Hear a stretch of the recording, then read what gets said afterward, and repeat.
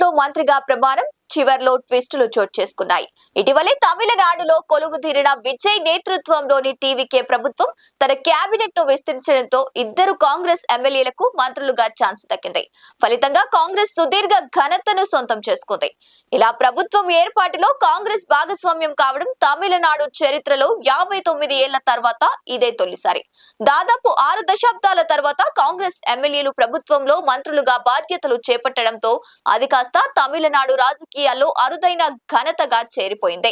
Congress ఎమ్మెల్యేలైన yes Rajesh Kumar, P విశ్వనాథన్లు Vijay మంత్రివర్గంలో చోటు దక్కడంతో దీనికి సంబంధించిన ప్రమాణ స్వీకార కార్యక్రమం అట్టహాసంగా జరిగింది.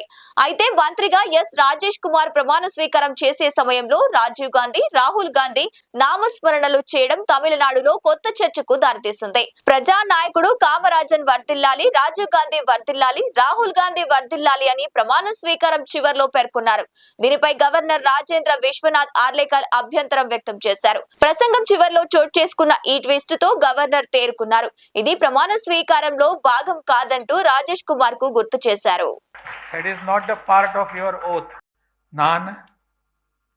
ராஜேஷ் குமார் என்னும் நான் தமிழ்நாட்டு அரசின் அமைச்சர் என்ற முறையில் எனது கவனத்திற்கு உள்ளாவதும் தெரிய வருவதுமான எந்த பொருளையும் அமைச்சரின் கடமைகளை உரியவாறு நிறைவேற்ற தேவையான அளவுக்கன்றி ஒருவரிடமோ பலரிடமோ நேர்முகமாகவோ மறைமுகமாகவோ அறிவிக்கவோ வெளிப்படுத்தவோ மாட்டேன் என்று ஆண்டோன் மீது ஆணையிட்டு உறுதிமொழிகிறேன். பெருந்தலைவர் காமராஜர் நாமம் வாழ்க, பாரத ரத்னா ராஜீவ் காந்தி நாமம் வாழ்க, மக்கள் தலைவர் ராகுல் காந்தி வாழ்க.